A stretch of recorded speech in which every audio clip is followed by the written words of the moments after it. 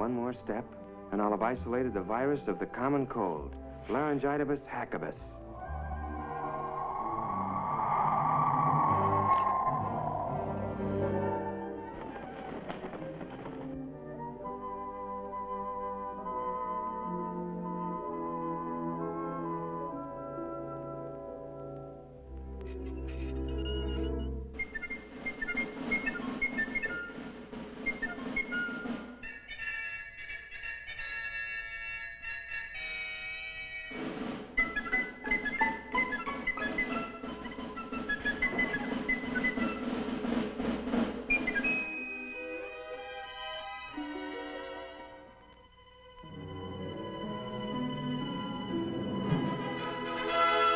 Illudium Fosdex, check.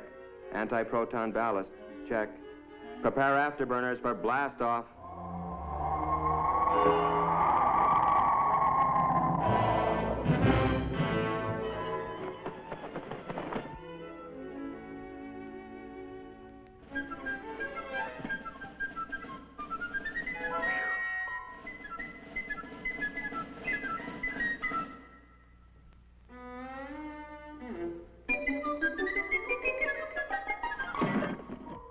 My biggest problem in this job is how to keep from disturbing the parents and getting them in a tizzy.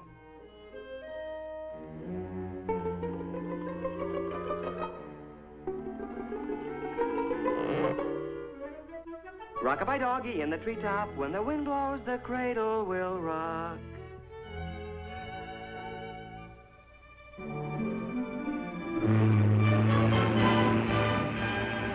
And so, after answering the $64 million question correctly, I decided to take a few trips around the world.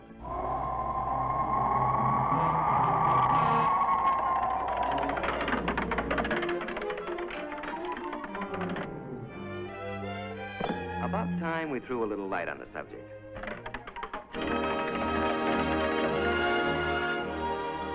First thing you gotta do is get their attention. Comfy? Have I got your attention? Okay, let's straighten out a few facts about you and the Army. Now then. Excuse me just a minute. Rock-a-bye doggy in the treetop, when the wind blows, the cradle will rock. You know, Ralphie, it's a funny thing, but every high school senior I've ever known thinks that when he gets into the service, all his buddies will look like a bunch of lower Slobovians. Of course, there's always one exception. You. Actually, they're going to be pretty much like the guys you're graduating with.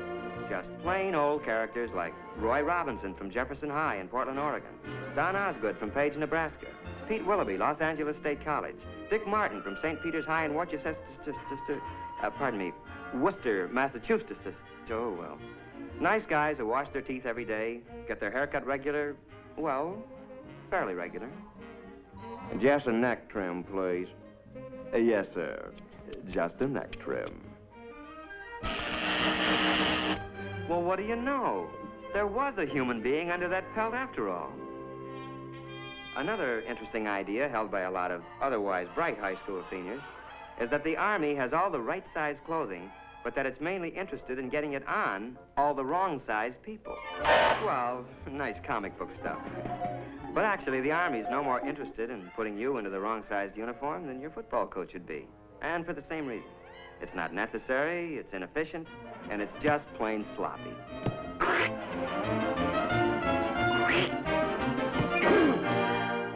In other words, you'd be pretty useless to yourself or the team. You know, according to some comic strip artists, our friend here, is the kind of non-com you find in the Army. The way they tell it, basic training's supposed to be nothing but KP, obstacle courses, and being chewed out by a bunch of sadistic sergeants. Hey, hold up! Arm! Hoop! Arm! Arm! Arm! Hold up! Arm! Arm! As a matter of fact, the Army's not about to use inefficient comic strip non-coms or officers any more than it would use outdated or inefficient weapons. No, the non-coms you're going to get acquainted with in basic will be very capable guys, and they'll be there for just one reason. To help you. You'll get to know men like Paratrooper Sergeant Mike Culhane, Master Sergeant Johnny Broderick from Okinawa in Korea, Corporal Tommy Webster, a high school senior when you were a junior, Sergeant Rod McCullum. He carries the Congressional Medal of Honor. Look, as long as we're on the subject, let's take a look at basic training and find out what it's really going to be like.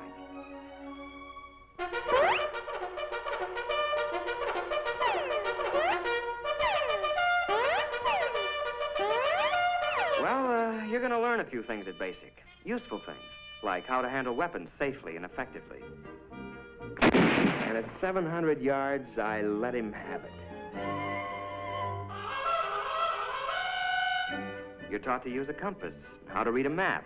Very impressive stuff later to the girl of your dreams. You'll learn how to pitch a camp and how to give first aid. The sort of knowledge that other, people will respect someday. You're also going to develop muscles that'll be useful later. Some you didn't even know you had. But then, it's not a bad idea to keep in shape for recreation, like boxing, football, skiing, and other, sports.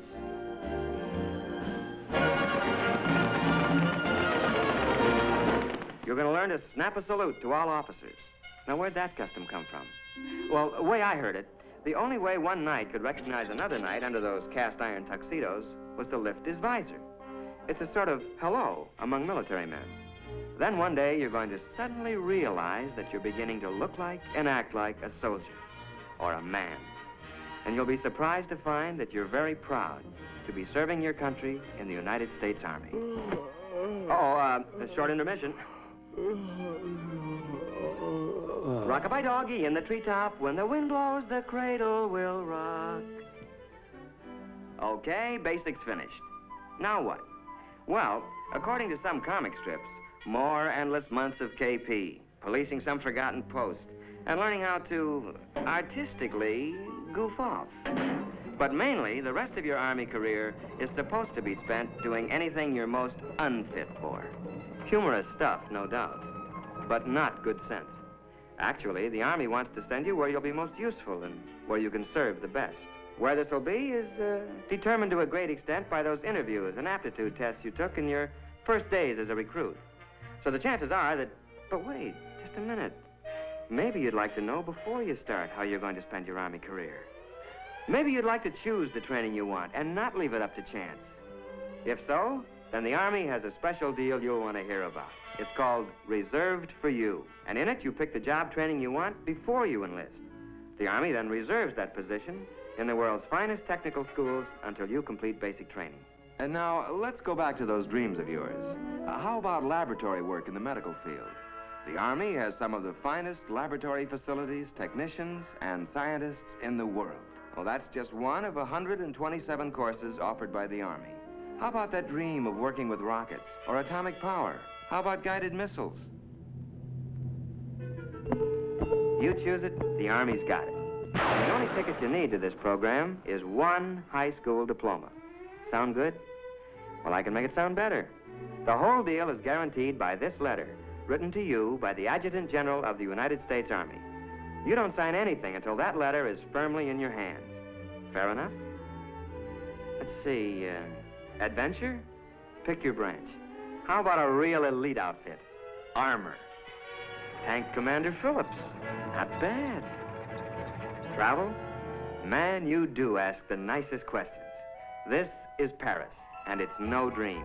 It's solid, and it's yours. Ralph Phillips, USA. Sound pretty choice?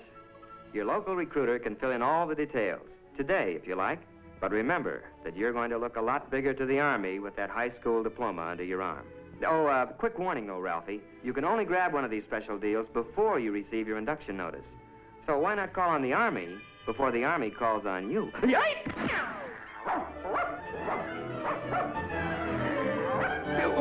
What's the matter with you?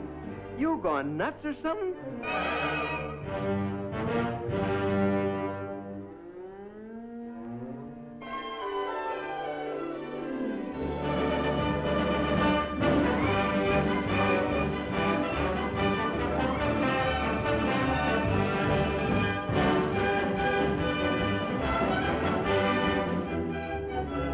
Remember, it's reserved for you.